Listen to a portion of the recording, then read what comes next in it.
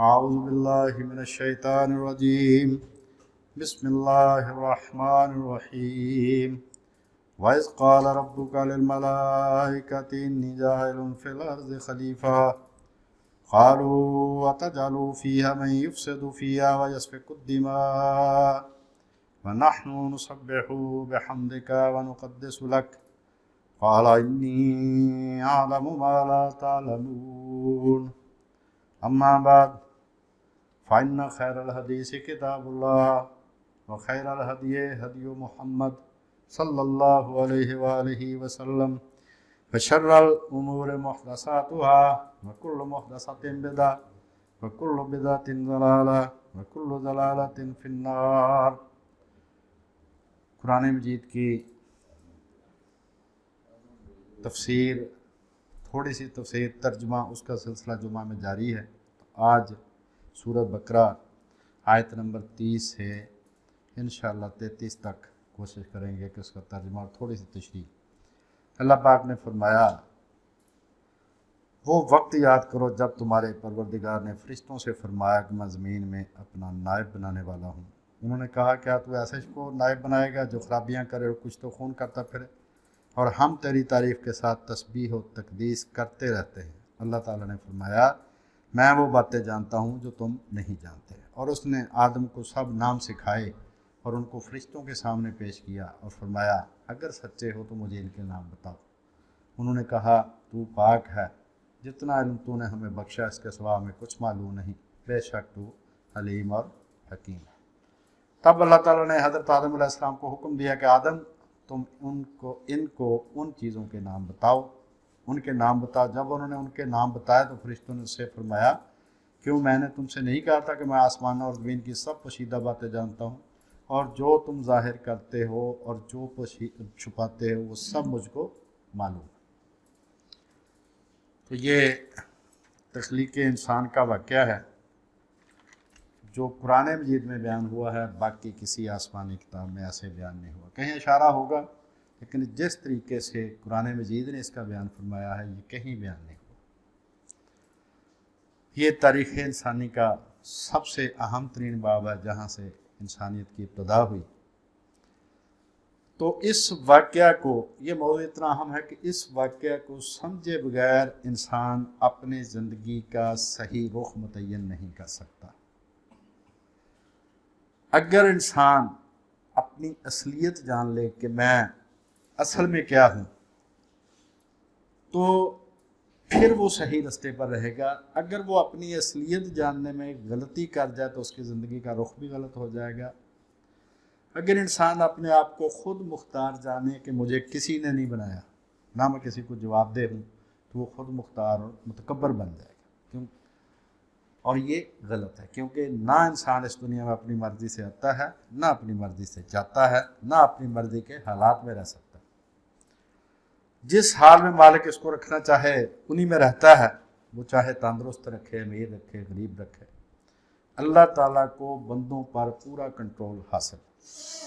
دوسری غلطی یہ کہ انسان اللہ تعالیٰ کے بجائے کسی اور کو حاکم سمجھ لے تو پھر بھی اس کی زندگی کا رخ غلط ہو جائے گا۔ تو اللہ تعالیٰ نے فرمایا کہ یہ تجھے میں نے بنایا ہے، میں نے بھیجا ہے، لہذا تو میرے ہی ماتحت ہے اور میرے سوا کسی اور کوئی اور تیرا حاکم نہیں۔ تو انسان کو سب سے پہلے اپنے بارے میں طے کرنا پڑے گا کہ میں کس کا محکوم ہوں، کیا میں خود مختار ہوں۔ مقام آدم سمجھے بغیر تمام علوم حاصل کرنا بیکار ہے۔ کیوں؟ وہ ان علوم کے حاصل کرنے سے اس کے پاس ہتھیار آ جائیں گے جن سے وہ خود بھی تباہ ہوگا اور پوری دنیا کو بھی تباہی کے راستے پر لے جائے گا۔ قرآن مجید میں جہاں بھی اذا کا لفظ آتا ہے وہاں کوئی غیر معمولی اور اہم واقعہ بیان ہوتا ہے کہ یاد کرو وقت، یعنی کوئی خاص واقعہ بیان ہوتا ہے۔ تو پورے قرآن مجید پر نظر دوڑائیں تو انسان کے سوا کسی مخلوق کی پیدائش کا اللہ تعالیٰ نے پیشگی اعلان نہیں فرمایا۔ حالانکہ پہاڑوں کے مقابلے میں انسان ذرہ ہے، زمین کے مقابلے میں انسان ذرہ ہے، باقی کائنات کے انسان میں کچھ بھی نہیں ہے اس کے مقابلے۔ لیکن کسی بھی بڑی سے بڑی جسامت کی چیز کا اللہ تعالیٰ نے پیشگی اعلان نہیں فرمایا، صرف انسان کی پیدائش کا اس کی تخلیق کا پیشگی اعلان فرمایا، اور فرشتوں کے مجمع میں یہ اعلان فرمایا جو اللہ تعالیٰ کے کائنات کے کارکن ہیں، ان کے سامنے اعلان فرمایا، ان کے مجمع میں اعلان فرمایا کہ میں اب ایک ایسی مخلوق بنانے والا ہوں، اور اس کی عظمت کو یہ کہہ کر اور بڑھا دیا کہ جب میں اس میں اپنی روح پھونک دوں، حالانکہ روحیں ساری اس کی ہیں، لیکن اس کو شرف کے لیے، عزت کے لیے جو انتصاب کیا ہے کہ میری روح، اس سے انسان کی عزت میں اضافہ ہوا۔ جیسے سیدنا صالح علیہ السلام کی جو اونٹنی تھی اس کو فرمایا تھا ناقۃ اللہ، اللہ کی اونٹنی، کعبہ شریف کو فرمایا بیت اللہ، اللہ کا گھر۔ تو یہ شرف کے لیے نسبت ہوتی ہے۔ اللہ پاک نے فرمایا کہ جب میں اس میں اپنی روح پھونک دوں، یعنی اس میں کوئی روح عام نہیں ہوگی، وہ ایک بہت باعزت وہ مخلوق ہوگی۔ پھر فرمایا کہ جب میں انسان کو بنا لوں تو تم سجدے میں گر جانا۔ سورہ سعاد ہے، 38 نمبر سورت کی 72 نمبر آیت، اور 75 نمبر آیت میں سورہ سعاد میں ہی فرمایا، شیطان کو ڈانٹتے ہوئے فرمایا کہ جس کو میں نے اپنے دونوں ہاتھوں سے بنایا تھا اس کو تو نے سجدہ کیوں نہیں کیا؟ یعنی درجے پر درجہ، شرف پر شرف انسان کا بیان ہو رہا ہے۔ ایک تو اس کی پیدائش سے پہلے اللہ پاک نے اعلان فرمایا، جو کسی مخلوق کی پیدائش سے پہلے اعلان نہیں فرمایا، کہ بھئی جب میں ایک مخلوق بنانے والا ہوں، کسی مخلوق کے بعد دوسرا جب فرمایا جب میں بنا لوں تو پھر تم سب سجدے میں گر جانا۔ تیسرا کہ جب شیطان نے سجدہ نہیں کیا تو فرمایا کہ جس کو میں نے اپنے دونوں ہاتھوں سے بنایا اس کو تو نے سجدہ کیوں نہیں کیا؟ تو یہ جو انسان کی یہ عظمت ہے، اس کا ذکر نہ بائبل میں ہے، نہ وید میں ہے، نہ کسی اور کتاب میں ہے، یہ صرف قرآن مجید نے بتایا کہ انسان تو بہت صاحب عزت اور شرف ہے، لہذا تو درختوں کو، بتوں کو، جانوروں کو، ان کو سجدے نہ کر، ان کو نہ پوج، میں نے تو فرشتوں سے تجھے سجدہ کروایا تھا، تو دوسروں کو کیوں سجدہ کرتا ہے؟ یعنی ایک اتنے بڑے مرتبے کی حامل جو مخلوق ہے وہ دوسروں کے آگے جب جھکے گی تو پھر اس کے شان کے بہت زیادہ خلاف۔ پھر یہ کہ اللہ پاک نے جب یہ فرمایا کہ میں نے اسے دونوں ہاتھوں سے بنایا، تو مطلب یہ کہ پوری کاریگری سے بنایا ہے، کمی کوئی نہیں چھوڑی اس میں۔ یہ اللہ تعالیٰ کی مخلوق کا آخری ایڈیشن یہ انسان ہے۔ آپ قرآن مجید پڑھیں، پہاڑ بن گیا، زمین آسمان بن گیا، ہر چیز بن گئی تھی، اس کے بعد سب سے آخر میں انسان کو بنایا گیا۔ تو یہ آخری ایڈیشن ہے، جیسا کہ حدیث شریف میں بیان ہوا کہ جمعرات کے دن آخر میں انسان کو بنایا گیا۔ بعض لوگ انبیاء کرام علیہم السلام کو بشر کہنے کا برا مانتے ہیں، تو پیر میر علی شاہ صاحب کی تحریر میں یہاں پر پڑھ دوں گا۔ حضرت فتاوی مہریہ صفحہ ہے 4 اس کا۔ حضرت پیر میر علی شاہ صاحب رحمۃ اللہ علیہ سے سوال پوچھا گیا کہ انسان کو بشر کرنا یا رسول اللہ کو بشر کرنا، اس کے بارے میں انہوں نے فرمایا کہ بشر مباشرہ سے ہے، یعنی انسان کو فرشتوں سے نہیں بنوایا، اللہ تعالیٰ نے اپنے دست قدرت سے خود ٹچ کیا ہے، مباشر ٹچ کرنا، چھونا۔ تو فرمایا کہ اس کی شان یہ ہے کہ اس کو فرشتوں سے نہیں بنوایا، اس کو اپنے دست قدرت سے، وہ اس کی شان کے لائق ہے جیسے بھی اس نے، یہ انسانی سمجھ ہے سارا کچھ سمجھانے کے لیے کہ اللہ پاک نے دست قدرت سے خود ٹچ کیا ہے، اسے نوکروں سے نہیں بنوایا، خود بنایا اس کو، اور دونوں ہاتھوں سے بنانے کا مطلب کہ اس میں پوری کاریگری لگا دی، اس میں کمی کو نہیں چھوڑی۔ اس لیے انسان کو جہان صغیر بھی کہا جاتا ہے، ایک کائنات وہ جہان کبیر ہے، اور اس ساری کو اکٹھا کریں، ساتھ نکالیں، ایک نقطے میں جمع کریں تو وہ انسان ہے، کہ اس میں وہ سب کی خصوصیات ہے، اور اس میں ایک خصوصیت وہ ہے جو کسی اور مخلوق میں نہیں، کہ جسم محدود ہے، صلاحیتیں محدود ہیں، وسائل محدود ہیں، اور اس کا صرف اکنامکس نے یہ نقطہ بیان کیا ہے کہ وسائل محدود ہیں، اس کے صلاحیتیں محدود ہیں، لیکن خواہشات لامحدود ہیں، یہ کسی اور مخلوق میں نہیں۔ ہر مخلوق کہیں نہ کہیں تھک کے بیٹھ جائے گی، یہ نہیں تھکتا، نہ اس کو جو مرضی دے دو، اس نے جنت میں جا کے بھی نہیں تھکنا، وہاں پر بھی یہ فرمائشیں کرے گا۔ تو اس کی یہ خوبی ہے کہ ایک جہان صغیر جس میں ہر قسم کی وہ خواہش پائی جاتی ہے، صلاحیت پائی جاتی ہے، اور لامحدود ہے، تو فرمایا کہ یہ جو بشر ہے اس کو اللہ تعالیٰ نے خود اپنے دستے قدرت سے چھوا، اور بشر ہونا بہت عزت اور شرف کی بات ہے۔ پیر میرے علی شاہ صاحب لکھتے ہیں کیونکہ یہ نوکروں سے نہیں اپنے ہاتھوں سے بنایا۔ تو بھائی انبیاء کرام علیہ السلام انسان تھے، اور انسان ہونا ہی ان کی نبوت کے حجت ہونے پر دلیل ہے۔ حضرت امام جعفر الصادق رحمۃ اللہ علیہ، ان سے کسی نے پوچھا کہ حضرت اللہ پاک نے نبی انسانوں میں سے کیوں بنائے؟ آپ نے فرمایا اس لیے تاکہ قیامت والے دن وہ دوسرے انسانوں کے مقابلے میں حجت اللہ تعالیٰ بنا سکے، ان کو پیش کر سکے کہ اس انسان کو بھی گرمی لگتی تھی، پیاس لگتی تھی، سردی لگتی تھی، اس نے روزے بھی رکھے ہیں، اس نے سردیوں کی نمازیں پڑھی ہیں، تو نے کیوں نہیں پڑھی؟ اس کے بھی بیوی بچے تھے، اس کو بھی وہی ضرورتیں پیش آئیں، ان کے پر سارے وہ جذبات وارد ہوئے، بخار ہوا تو ان کو تکلیف ہوئی، بیمار ہوئے تکلیف ہوئی، بچہ بیمار ہے تو تکلیف ہوئی، پریشانی ہوئی، تو سب حالات اور جذبات ان پر وارد ہوئے انسانی، یہ اس سارے حالات میں یہ حق پر رہے ہیں، تو کیوں نہیں رہا؟ تاکہ قیامت والے دن اللہ تعالیٰ ان کو بطور حجت انسانوں پر پیش کر سکے۔ دوسرا اس نے پوچھا کہ حضرت جب انسانوں میں سے نبی بنائے تو پھر اللہ تعالیٰ نے معجزے کیوں دیا؟ اچھا، سوال پوچھنے والے کے بھی قربان جائیں کہ اس نے 3 فکروں میں پورا مسئلہ نبوت پوچھ لیا، اور حضرت امام کی جامعیت اور ان کے علم کا آپ اندازہ لگائیں کہ رسول اللہ کی اولاد کے پاس کیسا علم تھا کہ انہوں نے بھی 3 فکروں میں پوری نبوت سمجھا دی۔ اس نے کہا کہ انسانوں میں سے نبی کیوں بنایا؟ ہم نے کہا تاکہ وہ دوسرے انسانوں پر حجت ہو۔ اس نے کہا جی ان کو معجزے کیوں عطا فرمائے؟ اس لیے تاکہ معلوم ہو کہ خدا کا نبی ہے، خود بخود نہیں بنا۔ اس نے پوچھا پھر ان پر مصیبتیں کیوں آئیں؟ جن کے ہاتھ سے اللہ تعالیٰ نے ایسے ایسے کارنامے سر انجام دیے، ان پر مصیبتیں کیوں آئیں؟ آپ نے فرمایا اس لیے تاکہ معلوم ہو کہ ان کا خدائی میں کوئی حصہ نہیں ہے۔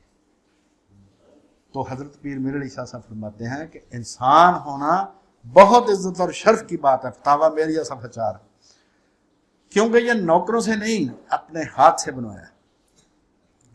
تو جب اللہ پاک نے فرمایا کہ اس اہم واقعہ کو ذہن میں لاؤ، اس قال ربوں کا، جب تیرے رب نے فرشتوں سے کہا، تو خلیفہ کا اعلان بھی صرف انسان کے لیے کیا گیا ہے، کسی اور مخلوق کو اللہ تعالیٰ نے خلیفہ نہیں کہا۔ حالانکہ فرشتے اتنے بلند مرتبہ ہیں، فرشتوں کے سردار سیدنا جبریل، باقی فرشتے، کسی اور کو خلیفہ نہیں کہا، خلیفہ بھی صرف انسان ہی کو کہا۔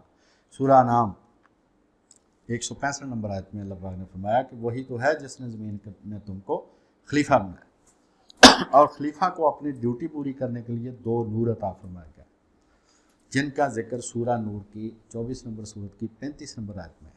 ایک نور فطرت ضمیر، اور دوسرا نور وحی، نور علی نور، یعنی ہدایت پر ہدایت۔ خود ضمیر بھی آدمی کا اس کو صحیح راستے کی طرف وہ رہنمائی کرتا ہے، اس کے بعد اگر نور وحی بھی شامل ہو جائے تو پھر نور علی نور۔ اور یہ جو بعض لوگ اعتراض کرتے ہیں کہ انسان پر لفظ خلیفہ نہیں بولنا چاہیے، کیونکہ خلیفہ تو وہ بناتا ہے، 3 صورتیں ہوتی ہیں خلیفہ بنانے کی، یا تو وہ مر جائے تو اپنے جانشین مقرر کرتا ہے، خلیفہ جانشین کو کہتا ہے، یا کہیں چلا جائے، یا وہ کمزوری کی وجہ سے اکیلا نظام نہ چلا سکے۔ لیکن یہ جو خلیفہ ہے یہ عزت اور شرف کے لیے بنایا گیا ہے، اس کا نہ یہ کہ اس کا بنانے والا کہیں مر جائے گا، نہ وہ کہیں جائے گا، نہ وہ کمزور ہے، لیکن اس نے صرف امتحان اور شرف کے لیے اپنا ایک نائب مقرر کیا۔ اور یہاں پر جانشین کا معنی نہیں ہے جا نشین، دوسرے کی جگہ پر بیٹھنے والا، وہ نہیں ہے، یہ نائب ہے۔ یعنی اپنے ماتحت ایک ہستی کو، ایک انسان کو اپنے ماتحت امتحان اور شرف کے لیے اس کو یہ لفظ دیا۔ پھر شبہ یہ پیدا ہوتا ہے کہ فرشتوں کو کیسے پتہ چل گیا کہ یہ خون ریزیاں اور فساد کرے گا؟ اس پر بڑی بڑی بزرگوں نے اس کے بڑے جواب دیے ہیں، لیکن جو واقعتاً جو اس میں سیٹ بیٹھتا ہے جواب، حضرت پیر و مرشد حضرت مولانا محمد اسحاق رحمۃ اللہ علیہ، اللہ پاک ان پر رحمت کرے، انہوں نے یہ ساری تشریح ان کی ہے۔ میں صرف جتنی بات میں نے کی ہے یہ ساری ان کی بات ہے، میں نے صرف پڑھ کے سنائی آپ کو۔ آپ نے فرمایا کہ لفظ خلیفہ سے ہی فرشتے سمجھ گئے تھے کہ یہ سارا وہ پوری سکیم اس لفظ خلیفہ سے سمجھ گیا تھا۔ خلیفہ کس کو کہتے ہیں؟ نمبر 1، خلیفہ کی کوئی چیز ذاتی نہیں ہوتی، ہر چیز اصل مالک کی عطا کردہ ہوتی۔ نمبر 1 خصوصیت یہ ہوتی ہے۔ دوسری بات یہ کہ اس عطا کردہ چیز میں کوئی بھی تصرف، کوئی بھی اس میں کام وہ اپنی مرضی سے نہیں کر سکتا، وہ جس نے عطا کی ہے اس کی مرضی کے مطابق اس میں تصرف کرے گا، وہ پابند ہوتا ہے۔ اس کے علاوہ جو خلیفہ ہوتا ہے کسی کا نائب، وہ فاعل مختار ہوتا ہے، وہ مجبور نہیں ہوتا، وہ چاہے تو فرما برداری کرے چاہے نافرمانی کرے، دونوں آپشن اس کے پاس ہوتے ہیں۔ اور خلیفہ فی الارض کا معنی یہ ہے کہ زمین پر حکمرانی کرے گا، بے اختیار نہیں ہوگا۔ اس سے یہ پتہ چلے گا کہ کچھ انسان سرکش اور نافرمان بھی ہوں گے۔ پھر یہ 5ویں بات خلیفہ کے لفظ میں یہ ہے کہ وہ اپنے مالک کی طرف سے لگاتار ہدایت کا محتاج ہوگا، لہذا نبوت بھی ضرورت ہوگی، نبوت بھی ضروری ٹھہری۔ اس سے ضرورت نبوت بھی ثابت ہوئی لفظ خلیفہ سے کہ وہ اپنے مالک کی طرف سے ہدایت کا محتاج ہوگا۔ اس کے بعد یہ کہ جو اس کو اختیارات دیے گئے، کام سونپا گیا، اس کے بارے میں اصل مالک کے سامنے وہ اپنے قول و فعل کے بارے میں جواب دہ ہوگا، لہذا روز حساب بھی لازم ٹھہرا۔ تو توحید، رسالت، قیامت، تینوں کی دیس لفظ خلیفہ میں آ گئے کہ کسی کا مقرر کرتا ہے وہ اللہ ہے، وہ ہدایت کا پابند ہے وہ رسالت ہے، وہ جواب دہ ہے وہ یوم حساب۔ اس کے بعد یہ کہ سیدنا آدم علیہ السلام سے جو درخت کے پاس جانے کے اقدام ہوا وہ نبوت سے پہلے تھا۔ آپ علیہ السلام کو اپنی بولی میں ہم کہہ لیں کہ ان کو اس وقت تک اپوائنٹمنٹ لیٹر نہیں ملا تھا، وہ نبی مقرر نہیں ہوئے تھے۔ تو نبوت ملنے کے بعد آپ سے کوئی گناہ سرزد نہیں ہوا۔ یہ جو نبی معصوم کہتے ہیں، گناہ کہتے ہیں، شریعت کی جان بوجھ کر خلاف ورزی کرنا، شریعت کی جان بوجھ کر خلاف ورزی کرنا۔ تو نبی جتنے بھی ہیں علیہ الصلوۃ والسلام، وہ اپنی شریعت کی جان بوجھ کر خلاف ورزی نہیں کرتے، اس لیے ان کو کہا جاتا ہے کہ وہ گناہوں سے معصوم ہیں۔ باقی جو اتحادی یا خلاف اولا ہے وہ انسان ہے، ممکن ہے، لیکن اس پر وہ باقی نہیں رکھے جاتے، فوراً اللہ تعالیٰ کی طرف سے ان کو اطلاع آ جاتی ہے کہ یہ کام آپ چھوڑ دیں، یہ غلط ہو گیا کام۔ تو سیدنا آدم علیہ السلام سے جو درخت کے پاس جانے والا کام ہوا وہ نبوت کا حکم نامہ ملنے سے پہلے تھا۔ نبوت ملنے کے بعد آپ سے کوئی گناہ نہیں ہوا، اور نبوت اس وقت ملی جب توبہ قبول ہو گئی اور دوسری دفعہ وہاں سے جنت سے باہر جانے کا حکم ملا۔ ابھی اس کی بھی بات آ جاتی۔ تو سورہ بقرہ کی آیت نمبر 36 تا 38، سورہ طٰہٰ آیت نمبر 115 تا 123 اور خاص طور پر 122 پر غور کریں تو یہ ساری بات، سارا واقعہ سمجھ میں آ جائے گا۔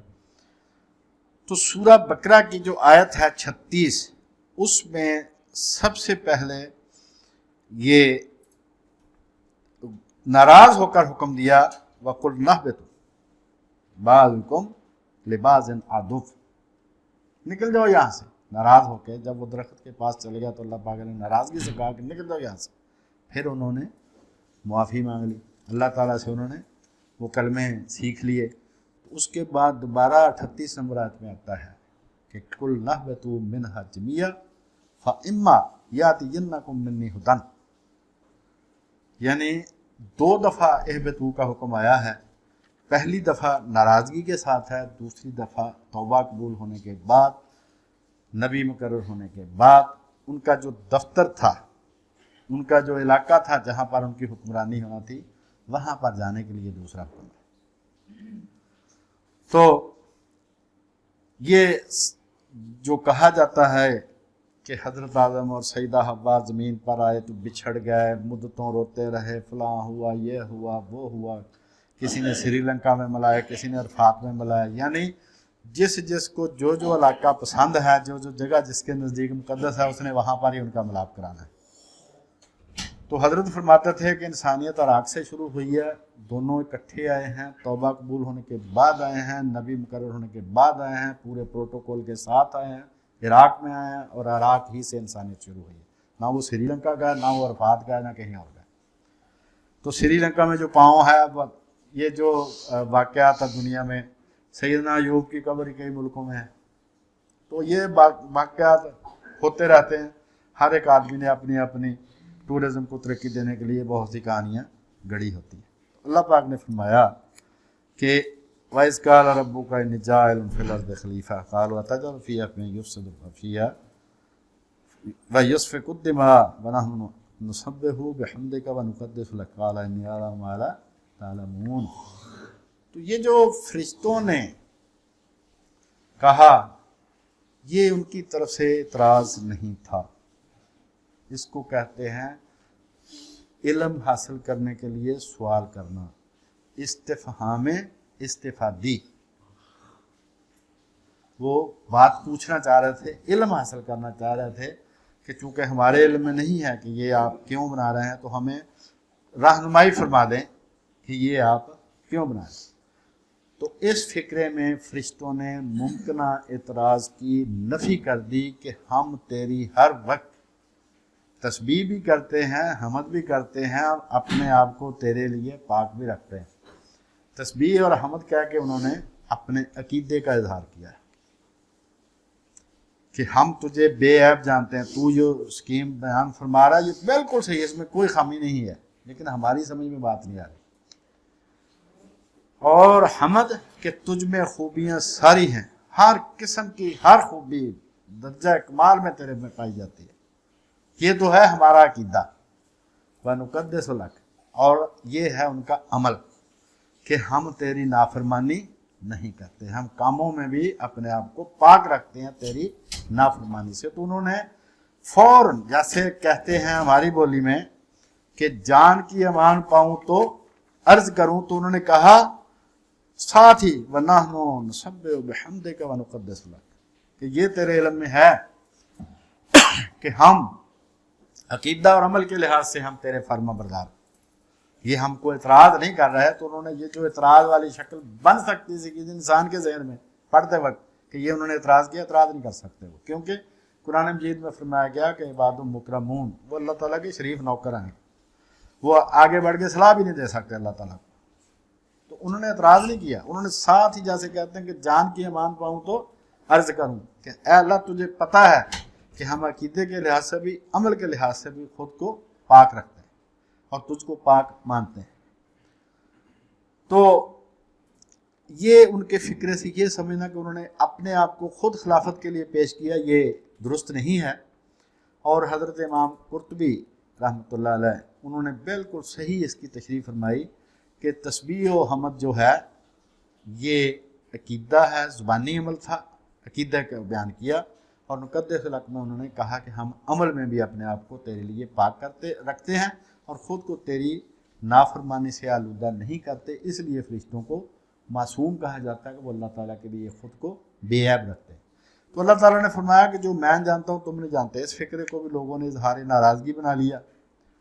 हालांकि अल्लाह पाक ने फ़रिश्तों से कहा कि तुमने जितनी बात सुनी है तुम्हारे जहन में यही सवाल पैदा हो सकता, तो अब मैं तुम्हें इस बात की तसल्ली करवाऊँगा कि ये मैं काम क्यों कर रहा हूँ, किन के लिए कर रहा हूँ। तो अल्लाह ताला ने फिर सैयदना आदम को सारे नाम सिखा दिए। अब इन नामों का बड़ा मसला है कि बहुत बड़ी अक्सरियत ने कहा ये वो कुल अशिया के नाम थे। अब उस पर सवाल पैदा होता है जिसका किसी के पास शाफी जवाब नहीं है, जो आदमी को मुतमिन भी करे और अल्लाह ताला भी इल्ज़ाम से बच जाए कि भाई दो लोगों से एक सवाल पूछा गया, एक को उसका जवाब बता दिया गया, दूसरे को नहीं बताया गया, तो जो जीता है उसकी फजीलत क्या है? उसको तो पहले पेपर लीक कर दिया गया, पेपर आउट हो गया उसके लिए, तो वो तो बल्कि मतलब उससे भी कम दर्जे का हुआ। तो इसको इंसान की फजीलत इल्म की वजह से वो और बातें हैं, ये भाई ऐसी बात नहीं है। इसमें यह है कि वो लोग जो थे जिनके जब फरिश्तों ने कहा कि ये नाफरमानियाँ और खूनरेजियाँ करेंगे, क्योंकि लफ्ज़ खलीफा में छुपा हुआ है कि वो फ़ाइल मुख्तार है, अपनी मर्ज़ी से फर्माबरदारी करे, अपनी मर्ज़ी से नाफरमानी करे, تو اللہ تعالیٰ نے بجائے اس کے زبانی جواب دینے کے، تھریٹیکل جواب دینے کے، ڈیمانسٹریٹ کیا۔ ڈیمانسٹریشن میں یہ ہوتا ہے جو چیز دیکھی ہوتی ہے وہ نہیں بھولتی، سنی ہوئی چیز بھول جاتی ہے۔ اللہ تعالیٰ نے وہ سارے نبی، شہید، صدیق، صالحین ان کے سامنے کھڑے کر دیا کہ میں دنیا ان کے لیے بنا رہا ہوں۔ آپ نے گندم بوئی ہے، اس میں جوی بھی ہو جاتی ہے، اس میں کانٹے، اس میں جڑی بوٹیاں بھی ہوتے ہیں، وہ مقصود نہیں ہوتی، ہو جاتی ہیں وہ، اصل میں آپ کا مقصود گندم ہے۔ تو اس سے مراد، اسماء سے مراد اولاد آدم میں پیدا ہونے والے نیک لوگ یعنی انبیاء کرام، صدیق، شہید اور صالحین ہیں، اور نہ کہ تمام اشیاء۔ تفسیر ابن جریر جلد نمبر 1 صفحہ 498، تفسیر قرطبی جلد نمبر 1 صفحہ 282، تفسیر سعدی یعنی تفسیر الکرام جلد نمبر 1 صفحہ 48، تفسیر الوسیط طنطاوی کی جلد نمبر 1 صفحہ 93، اور مولانا امین حسن اصلاحی تدبر قرآن میں لکھتے ہیں کہ یہ تمام ضمیریں جو استعمال ہوئی ہیں یہ ذویل عقول کی ضمیریں، عقل مند مخلوق کی ہیں، یعنی انسانوں کے لیے جو ضمیریں استعمال ہوتی ہیں، پروناؤنس جو استعمال ہوئے ہیں اس آیت میں وہ انسانوں کے لیے استعمال ہوتے ہیں۔ اللہ تعالیٰ نے وہ تمام انبیاء کرام جو نیک لوگ ہونے تھے علیہم الصلوۃ والسلام، وہ سارے نکال کے سامنے کھڑے کر دیے کہ یہ ہے جن کے لیے میں دنیا بنانے والا ہوں۔ اور ترمذی شریف کتاب التفسیر سورہ اعراف کی جو تفسیر ہے، حدیث نمبر 3076، یہ روایت ہے حسن۔ اس میں ہے کہ اللہ تعالیٰ نے جب سیدنا آدم علیہ السلام کی پشت سے ان کی تمام اولاد نکالی اور اللہ تعالیٰ نے فرمایا کہ یہ تمہاری اولاد ہے، سیدنا آدم کو کہا آپ ان کے نام بتا دو۔ انہوں نے تعارف کرایا کہ یہ نوح ہے، 950 سال پتھر کھائے گا لیکن میرے نام کی تبلیغ کرے گا۔ یہ ابراہیم ہے، میرے لیے یہ قربانیاں دے گا۔ یہ موسیٰ ہے، یہ جلا وطنی کاٹے گا۔ یہ عیسیٰ ہے۔ مطلب تمام انبیاء کا انہوں نے تعارف کرایا، تمام نیک لوگوں کا انہوں نے تعارف کرایا۔ تو اس وقت ان کی پیشانیوں میں چمک تھی، اور ان میں سے سیدنا داؤد کی پیشانی سب سے زیادہ چمک رہی تھی، کیونکہ وہ بادشاہ بھی تھے، نبی بھی تھے، اور جتنے پرہیزگار وہ تھے کہ ایک دن روزہ رکھتے تھے، ایک دن نہیں رکھتے، صوم داؤدی جس کو کہتے ہیں، یہ دنیا کا سب سے مشکل روزہ ہے۔ تو بادشاہ ہوتے ہوئے بھی، اور وہ اتنے پرہیزگار تھے، تو سب کو نکالا، لائن اپ کر کے ان کے نام بتائے، سیدنا آدم نے تعارف کرایا کہ یہ ہے میری اولاد۔ تو اب فرمایا کہ اب بتاؤ کہ تمہارے خیال میں اگر سارے انسان ہی نافرمان ہوں گے تو یہ کون ہے؟ اب ان کے نام بتاؤ۔ تو فرشتوں نے ادب سے کیا کہا؟ انہوں نے کہا کہ سبحانک لا علم لنا الا ما علمتنا انک انت العلیم الحکیم، اور ان میں سے کہ ہمیں تو صرف اتنا علم ہے جتنا تو نے دیا، پوری اسکیم صرف تیرے علم میں ہے، ہمیں تو جتنا پتہ تھا ہم نے بات کی، اور ہمارا سوال بھی سمجھنے کے لیے تھا۔ یہ آپ کے علم ہے کہ ہم اعتراض نہیں کر سکتے آپ کے بارے میں۔ اور ان میں سے ایسے ہیں اولاد آدم میں سے سیدنا یحییٰ علیہ السلام، سلسلۃ الاحادیث سیاح 2984 نمبر حدیث ہے، جلد نمبر 7 1206 صفحہ اس کا، علامہ البانی کی، کہ سیدنا یحییٰ علیہ السلام انسانوں میں سے وہ انسان ہیں جن کے دل میں پوری زندگی گناہ کا خیال تک نہیں آیا۔ لوگوں نے کیا نہیں، خیال ضرور ہے، لیکن یہ ہستی ایسی ہیں۔ تو فرمایا کہ میں نے ان لوگوں کے لیے میں دنیا بنا رہا ہوں، باقی نافرمان بھی ہوں گے، ان کی بات کا انکار نہیں کیا۔ تو اللہ تعالیٰ نے یہ جو انسان کو عظمت دی ہے اس کو ہمیں پہچاننا چاہیے۔ نہ ہم خود مختار ہیں کہ اپنی مرضی کریں، نہ ہم کسی اللہ کے علاوہ کسی اور کے ماتحت ہیں، ہم صرف اللہ کے ماتحت ہیں، صرف اللہ ہی کو راضی کرنا چاہیے۔ لہذا اللہ تعالیٰ سے دعا ہے کہ اللہ تعالیٰ ہمیں اپنے احکامات پر عمل کرنے کی توفیق عطا فرمائے۔ باقی یہ اس قصے کا جو باقی حصہ ہے وہ انشاءاللہ اگلے جمعوں میں بیان ہوگا۔ اللہ تعالیٰ سے دعا ہے کہ اللہ پاک قبول فرما۔ ایک بات کرنی تھی کہ یہ جو شیطان نے سجدہ کرنے کا جو اس نے انکار کیا تھا وہ بھی انشاءاللہ اگلے جمعے ہی آئے گا، ارادہ تھا کہ شاید اسی جمعے آ جائے۔ تو اللہ تعالیٰ سے دعا ہے کہ اللہ تعالیٰ ہمیں ان انسانوں کے پیروکار بننے کی اور ان کے طرح کا بننے کی کوشش کرنے کی توفیق عطا فرمائے جن کے لیے یہ دنیا بنائی گئی ہے، اور اللہ تعالیٰ پوری امت مسلمان کو قیامت والے دن رسول اللہ کے قدموں میں جنت الفردوس میں جگہ دے۔ وما لنا